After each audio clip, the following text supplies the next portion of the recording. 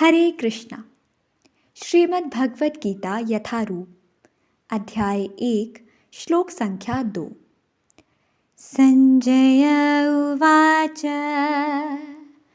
दृष्ट्वा तु पाण्डवानीकं व्यूढं दुर्योधनस्तदा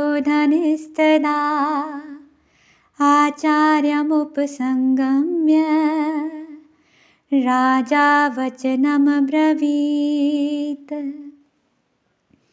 संजय आंखों देखा हाल बताते हुए उत्तर देते हैं, हे राजन, राजा दुर्योधन पांडवों की सेना के व्यूह को देख रहे हैं और ये बात अपने गुरु द्रोणाचार्य को जाकर के कहते हैं।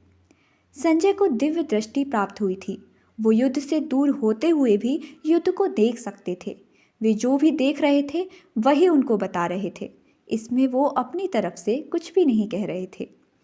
धृतराष्ट्र जन्म से अंधा था। दुर्भाग्यवश वह आध्यात्मिक दृष्टि से भी वंचित था।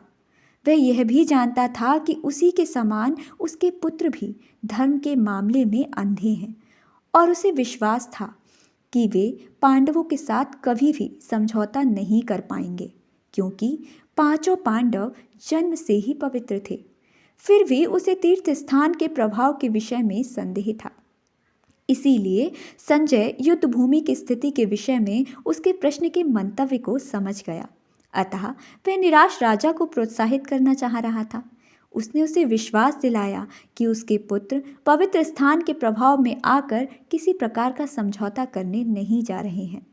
उसने राजा को बताया कि उसका पुत्र दुर्योधन पांडवों की सेना को देखकर तुरंत अपने सेनापति द्रोणाचार्य को वास्तविक स्थिति से अवगत कराने गया। यद्यपि दुर्योधन को राजा कहकर संबोधित किया गया है, तो भी स्थिति की गंभीरता के कारण उसे सेनापति के पास जाना पड़ा। अतएव दुर्योधन राजनीतिज्ञ बनने के लिए सर्वथा उपयुक्त था। किंतु जब उसने पांडवों की व्यूह रचना देखी तो उसका यह कूटनीतिक व्यवहार उसके भय को छिपा न पाया।